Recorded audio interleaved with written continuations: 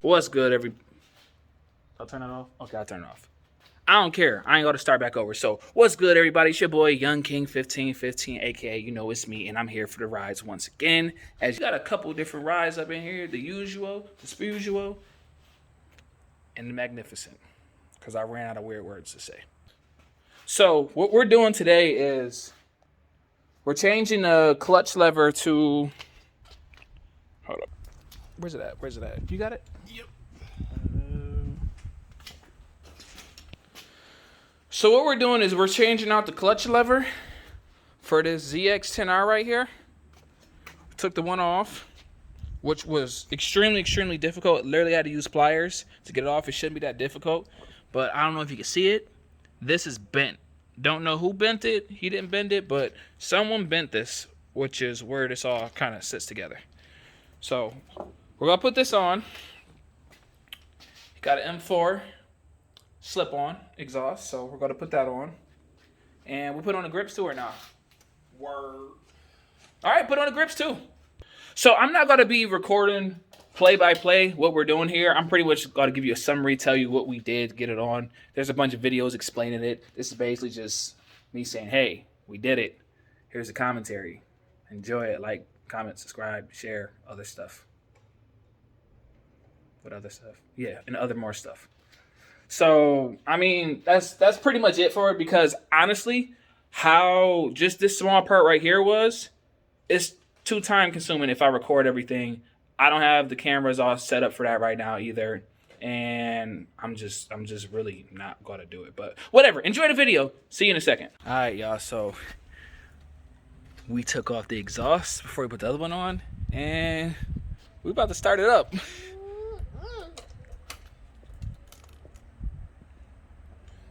I love how I went to go grab the clutch. Hmm? Okay, all right now. There we go.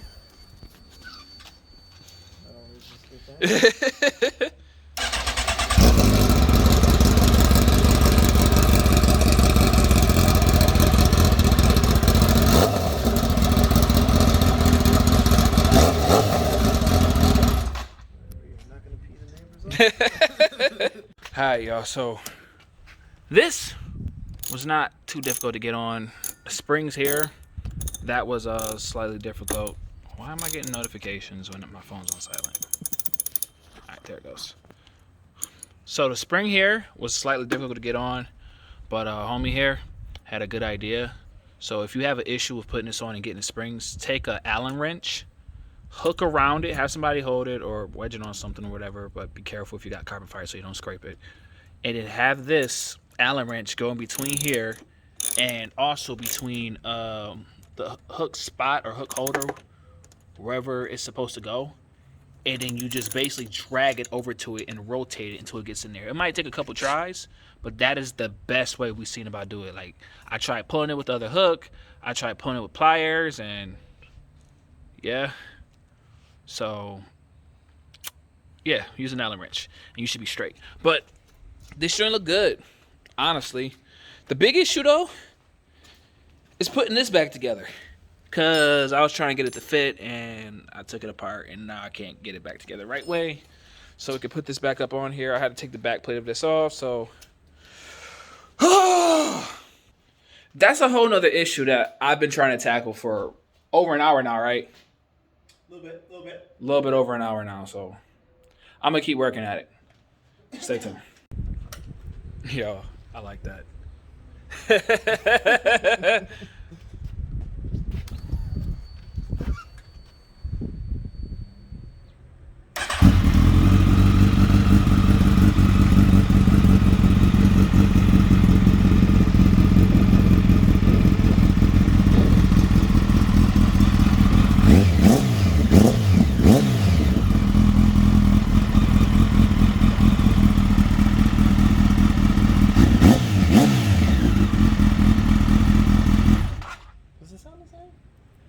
It kind of sound the same. Yeah. Like, yeah, it kind of sound the same. We probably should did it before and after for the sound. Yeah, Come to think about it, I didn't even think about that. I wonder how hard it is to take that baffle out.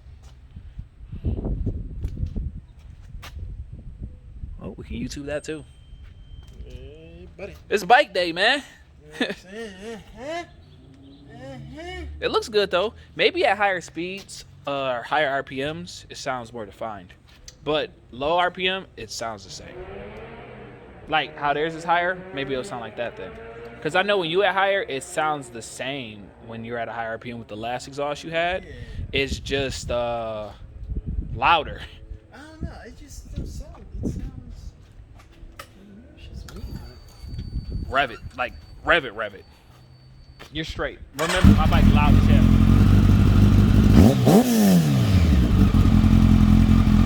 That sounds neat. Yeah, it does. All that work. Forgot about the hand grips too, y'all. So Sweet Jesus. we're taking off the hand grips and putting on the. Can I see the new one real quick? Yeah. Put on the new ones. So boom. These joints kind of long. Oh wait, no. The cap ends right here. Whoa. But they do stick out slightly longer. But it'll be straight. It'll be straight.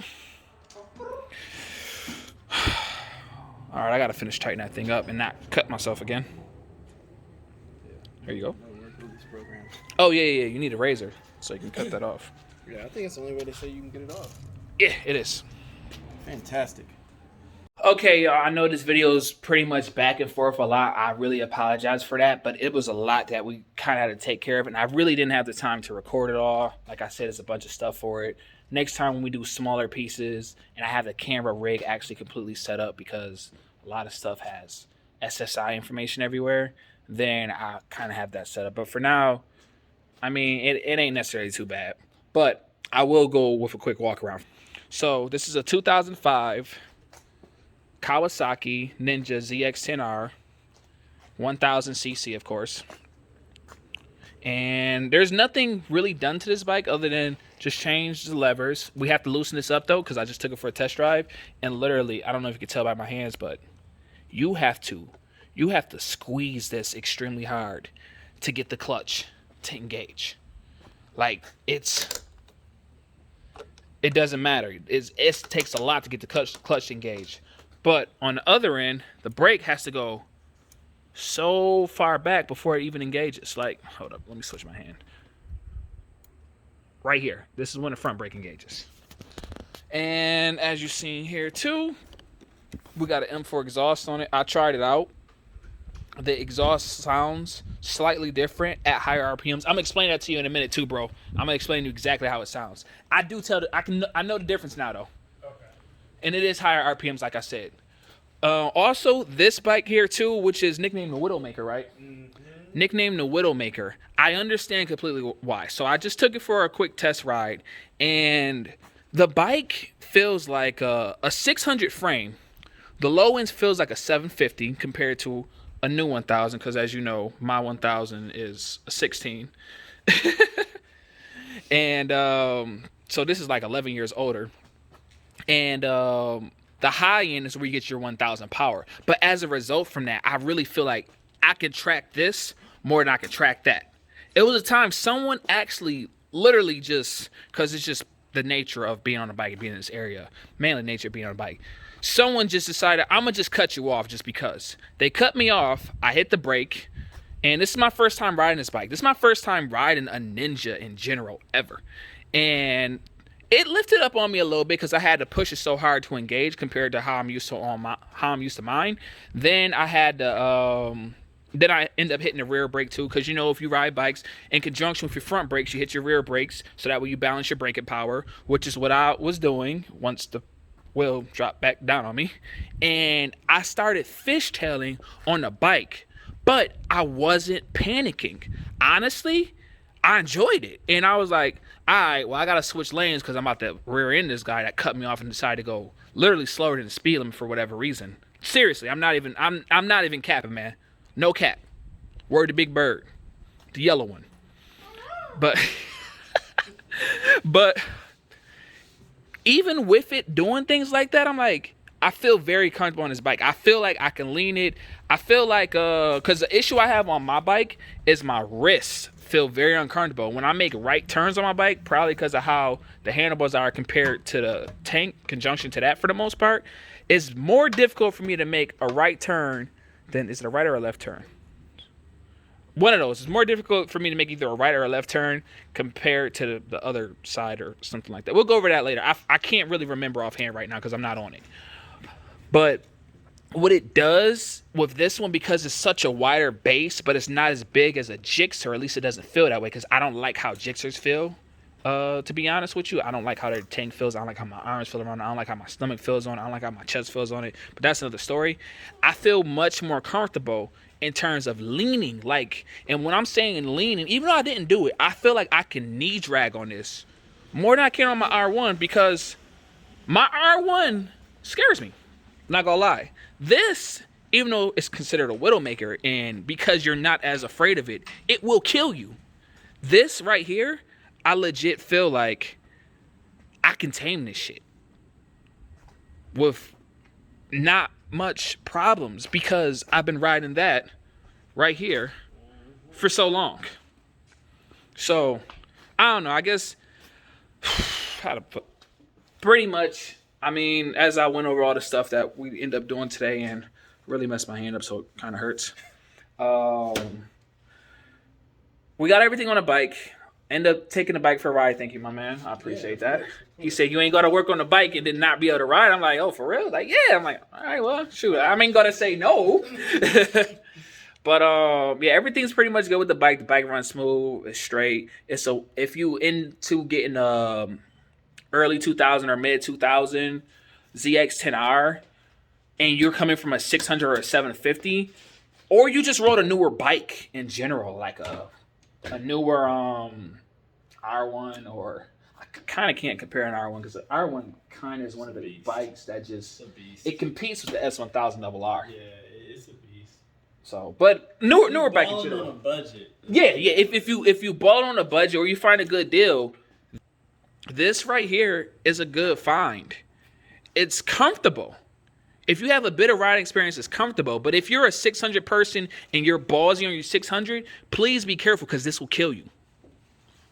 Because it's so comfortable. And then you hit that high end and it's like, whoa, I didn't expect that. Because it's like, I think it was 8,000 RPM. The bike was just like, oh, you want that?